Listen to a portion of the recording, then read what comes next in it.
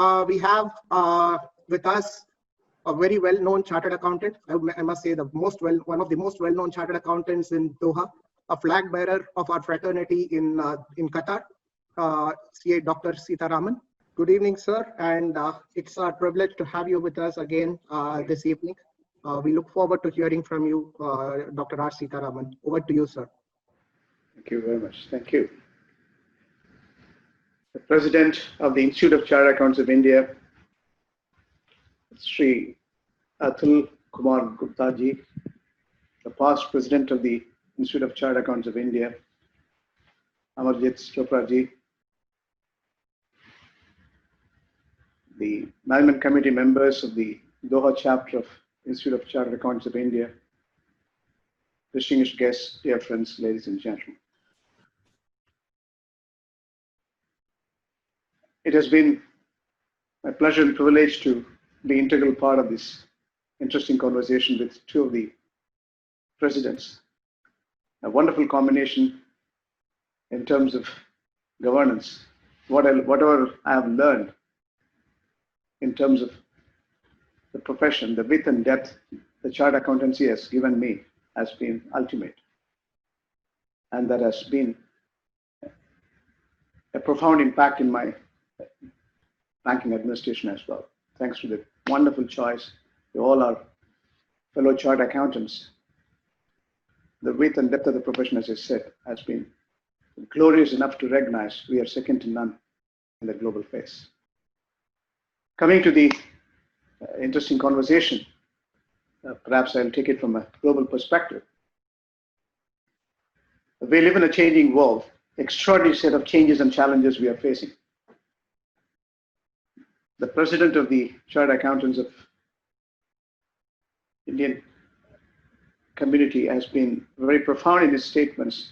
We have to redefine ourselves. We have to upskill ourselves. The biggest discovery of this transition, this crisis and transformation is to recognize human beings can alter their lives by altering their attitude. That's what we have learned in the last 4 months. Let me answer a few questions. The next 25 minutes has been scheduled. That will give you the complete picture of what are the various set of challenges in terms of systemic risk. How do we recognize these systemic risks? And what are the initiatives taken to resolve, to align, to make sure we have sustainability in terms of economies, finance, or human and financial stability. And we also have to answer, how do we map these challenges, risks into opportunities? How do we ensure industry specific, we will recognize the strength or weakness, and we evolve to be find a combination of professionals to embrace this change and convert into opportunities. I think these are questions I have to answer from a global perspective and perhaps the regional perspective from India's perspective. As the International Monetary Fund has clearly spelled out, it's a great recession. When I was in Washington last year, October, the global growth was projected at 3.7%. In January, in Davos, in Switzerland, it was revised downward to 3.3%. Ever since this crisis has shaken the world, the spring meeting, so-called virtual meeting in Washington in April, has shown the contraction. It was revised downward, nearly 3.9%, and we have seen last week, IMF has revised further downwards to nearly 4.9%.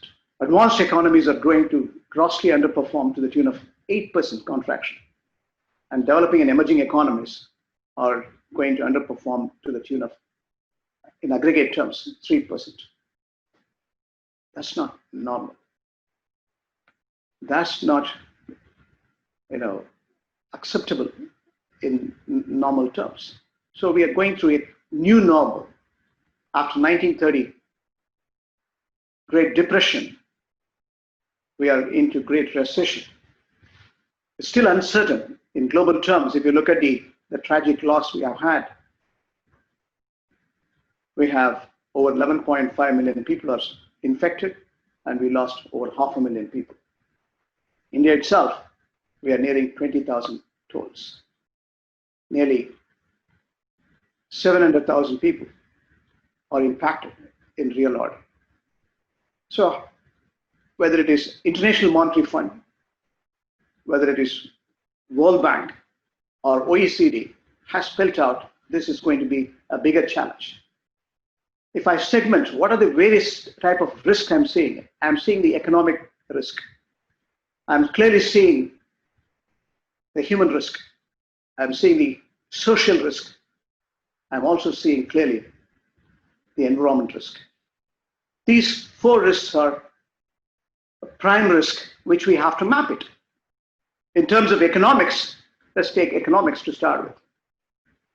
There has to be an alignment between fiscal and monetary terms. We have learned a lot of lessons in 2008. The 2008 crisis was confined to the financial crisis. The liquidity crisis on account of subprime mortgage has moved into funding crisis. Funding moved into solvency and sovereign issues. Advanced economies were grossly underperforming, whereas the emerging economies were scoring. Today, no one is left out. Whether it is developing economies or developed economies, all are under the water. So the lessons learned out of 2008 crisis has been very profound. The Financial Stability Board was set in, and clearly G7 has become G8, G8 has become G20. Financial economies were converting to be real. Real economies were redefining the scope and performance. Communism has changed. Capitalism is altercating its form and substance. Mixed economies were resounding with a new business model. In today's context, the financial measures, the fiscal prudence and monetary prudence has to be aligned. The light switch regulation has failed. So we have to come to terms. We have to innovate a new set of solutions. So liquidity has to be improved. That's what every single government in the world has done. Between 10 to 15% of the GDP they have allocated. India itself has allocated significant portion. But again, when it comes to below the balance sheet or above the balance sheet, there is scope for improvement.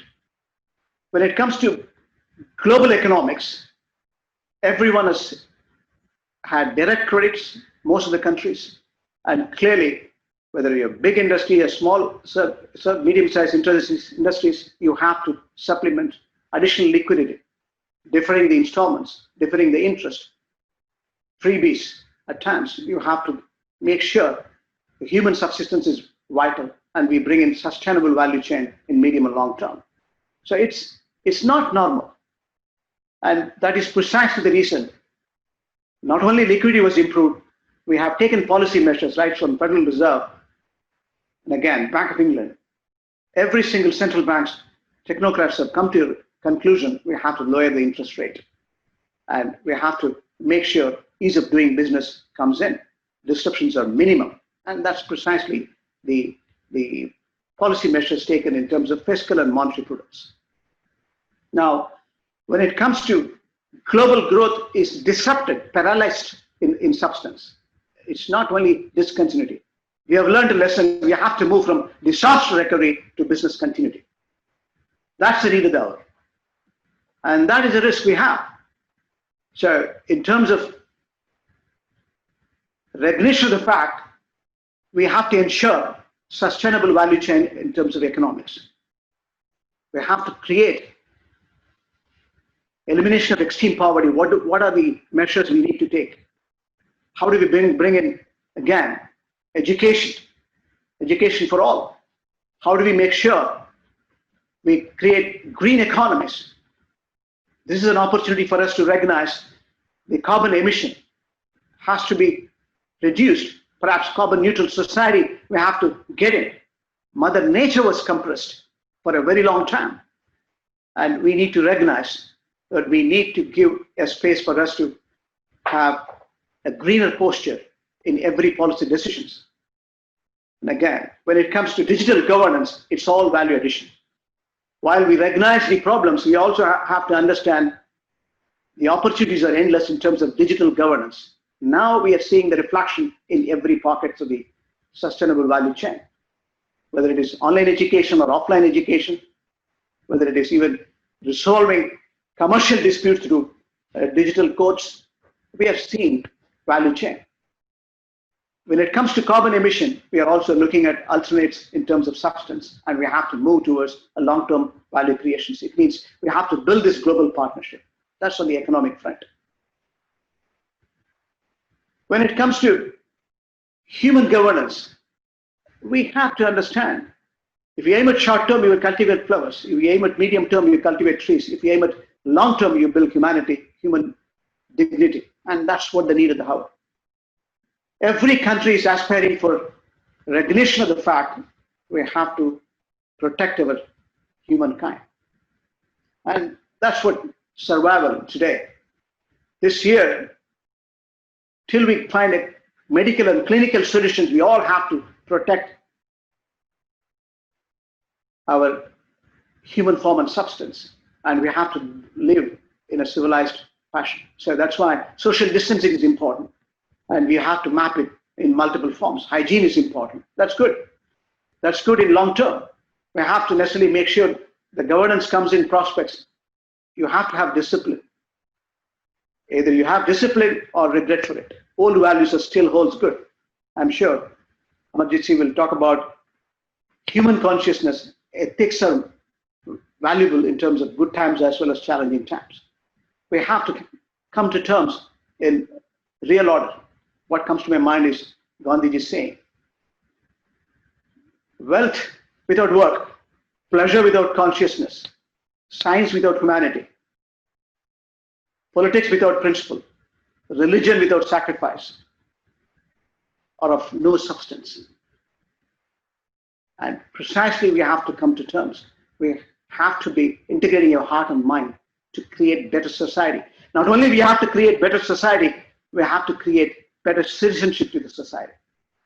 There are enough reasons for us to believe the digital advantage is going to kill the parallel economy.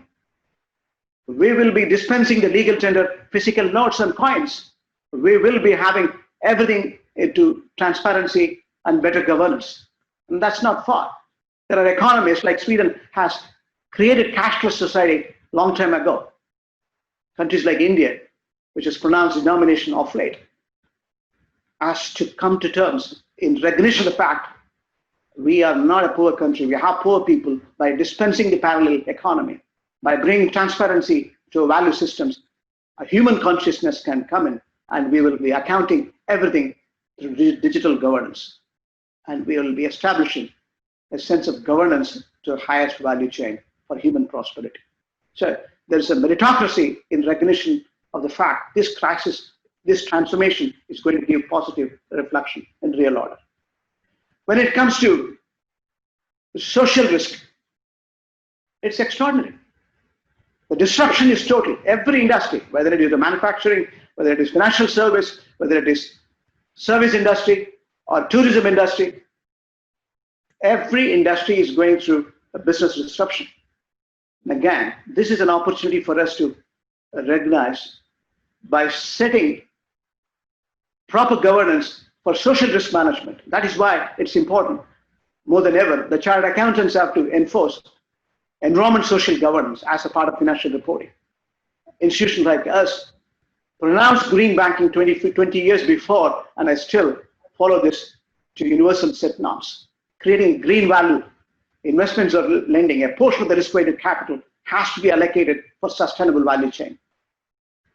As qualified accountants, we have a responsibility today to create economic governance, social governance, and integrate them into environment to see that we create a value chain which is second to none. It's important. Increasing sea level, animal extinctions, increasing temperature. We have endangered this planet. We have to create a carbon offset programs. We have to factor carbon trading into environment, and necessary steps are to be taken. The chartered accountants can play a significant role in the carbon value creation, carbon neutral society value creation, rather, to see we are adding social risk management to highest level, and we are mapping this into business process, policy definitions, and making sure we are better corporate citizens. So huge opportunities, because it's important. Even if you have 5% digital access, you can eliminate 538 million tons of carbon emission. It's huge. And that's the value chain we have to create. So the transformation which is taking place in this new world is an opportunity for us to recognize countries like India, which is emitting 7% of the global carbon emission. If you look at a global space, we have 27% of the global carbon emission comes from China. 15% come from the United States. 10% come from Europe as an enlarged fraternity. We are emitting, India as a country, 7%. We need to create carbon neutral society. It's carbon trading. We have to factor into environment. And that's the lessons we are turning. When it comes to the overall dynamics, we need to map all this, whether it is economics or human or social or environment. We have opportunities for us to transform and create sustainable economics in terms of value creation. And who else can do other than chartered accountants? You have the recognition of the fact, of course, fiscal and monetary measures have been taken by every government, as I said. Now, you are in the centerpiece of the action. The president was mentioning, I was carefully listening about the valuation. There is a huge diminution in the value of every single asset class. Whether it is trading, you have an extraordinary set of diminution. We lost nearly 30% of the global trade, and possibly more in merchandise terms. Now, from globalization, we are getting into anti-globalization, economic nationalization, to the right word. Economic nationalization, we are getting it. Huge opportunities for us to look at go local. Every country has to look at feeding their own systems, ensuring their sustainability, then integrate to the global prospects. You have to necessarily feed your children first. And that's the kind of a policy framework. We have to come to terms. While we recognize we are living in an interconnected, interdependent world, we have to recognize there's enough opportunity. Countries like India, which has got a huge demographic dynamics, enormous opportunity for us to become truly local and ensure we will create better value for our citizenship. And that is the possible measures by 300,000 chartered accountants who can add value to policy framework in every single part of your balance sheet components. So when it comes to investment, again, every asset class, today's financial markets are nothing but gambling grounds. Dollar is crashing. Look at the gross debt to GDP around the world today. Everyone is living beyond their definitions. You have to downsize it. You have to leverage, downsize the excess leverage. You have to necessarily understand. You have to deflate the wall to a large extent, and you have to come to terms that everything is inflated, and we have to deleverage in substance, whether it is real estate or other asset class. Price to earning multiples. Look at the stock markets. Look at the financial markets. Fixed income securities today are solid, but we have to understand stock markets without underlying economic fundamentals are nothing but gambling grounds. We have to set in new valuation models for us to see through enormous amount of governance comes in and transparency comes in. And that's our responsibility. That's our commitment. Then only we can create a better profession, better, human consciousness, integrating your heart and mind, as I said, this clear corporate consciousness in terms of substance. So when it comes to mapping this, you have five-fold strategy, irrespective of the industries. Number one is immediately action on the remedial management. Move from disaster recovery, mapping all this into the business continuity. You have the tools in hand. You as qualified accountants, you have responsibility to see every bit of risk is defined. integrating the risk in an enterprise, corporate integration within the operational risk, credit risk, market risk, sales risk, or even supply chain risk, and ensuring you map into business policies, procedures, process, so that you create enterprise risk integration in substance and move to sustainability. That's your responsibility. That's our collective responsibility. So that's remedial management. When it comes to remodeling, the president was mentioning, every industry is changing the business model. If I take into account today, financial service, where I run a commercial enterprise with diversity, the wholesale banking is completely getting redefined, whether it is blockchain, artificial intelligence, Internet of Things. You have complete reorganization to your business model. Transaction-based processing, when it comes to retail, 100% it can be digital. It can be contactless. It can be a complete digital only support. Aggregation of financial service for transaction-based processing, whether it's stocks or mutual funds or banking or conventional insurance, you can aggregate and give in virtual forms, retail for you. When it comes to treasury, it's a complete reorganization, transformation. When it comes to investment management, it is absolutely one world. Market access is total. Territorial borders, this crisis has given enormous opportunity. Your caste, creed, territorial integrity is raised, everything is broken into pieces. Huge opportunity. Countries like India, which has got more than 65% of the people less than 35, you have demographic dividend, plus the market which everyone aspires for, trillions of dollars in terms of capital expenditure for creating infrastructure creations. Where is the missing link? We have huge opportunity. This crisis is going to give for emerging markets and enduring values for those who aspire for human consciousness, human prosperity. Let's understand this dynamics. So it's important that we remodel our business. Every part of the business, you have to remodel. And again, the world is becoming flat. You will be sought after as long as you have skill matrix, whether you are sitting in Barcelona or Bangladesh or Mumbai or Silicon Valley, your skill matrix, your job descriptions remains uniform, and you will get the same value irrespective of your location. You are not location centric, you are skill centric from now on. Let's understand this. Especially professional like chartered accountants, it's not an ordinary profession. The hard work and the commitment you need to engage to see that your outcome is successful is not an easy profession. But today, the value stream is visible across the globe. That's why we have 35 chapters in real order. So change the business model. So rationalization is still going to come. Countries are going to be conscious of their cost controls. The corporates are going to be conscious of the corporate cost control. So that's an opportunity again, whether it's staff costs or operating costs or administrative costs, every bit of business modeling.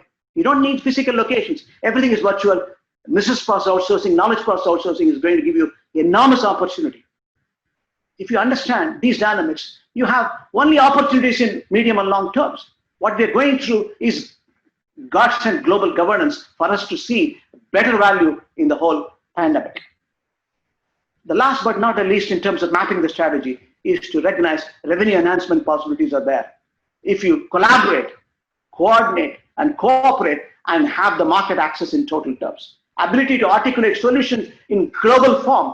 Conceptually, your local model becomes global and you support the local machinery in policy. Domestic policy should support local production, local distribution, and again, then your local exchange will become more proficient for us to see through the digital governance. We have nothing is offshore, everything is onshore, and you build a revenue enhancement mechanism which will give you market access. As long as you are quality driven, your substance becomes your form, and it's not form alone which is going to drive the change.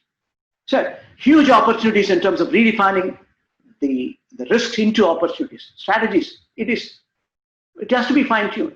If it is a manufacturing, yes, you have production, you have distribution, your supply chain disruptions, you have to measure it. You have to come to terms in terms of local manufacturing. Every country is going to do, otherwise their survival is endangered.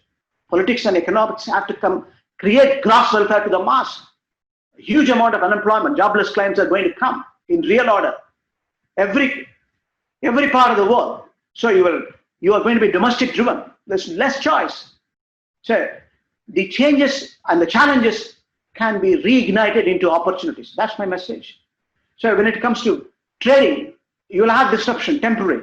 As long as your cost of financing comes cheaper, which will be the case, manufacturing becomes productive, and you have a labor-intense process, and India has got enough resources, the rest of the world which has got enormous amount of know-how, and that could be collaboration in terms of knowledge transfer. You can create every part of Silicon Valley or other parts within your own functional definition, and you can create value stream, which is again linking to a new world order.